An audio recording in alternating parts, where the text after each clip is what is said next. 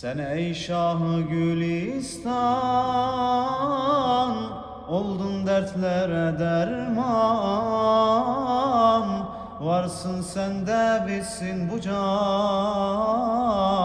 fethettin gönlümü aman.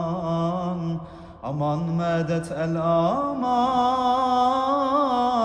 müjdeni verdiler çoktan. Duyanlara selam,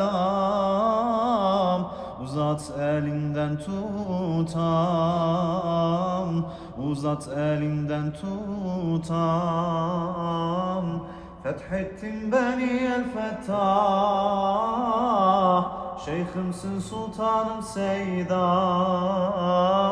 Sendedir onurlu kervan, nazarındadır dünyam. Şeyh Seyda Muhammed Fettah, canlar kurbandır sana canam. Hakikat nurunu taşıyan,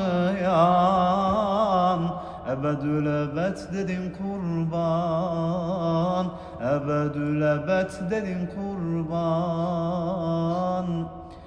Aşkınla yanan gönüller, figan eyledi bülbüller. Her an seni görmek ister, nazlıdır seni sevenler. Sana muhtaçtır gönüller, izinden gidip gelenler.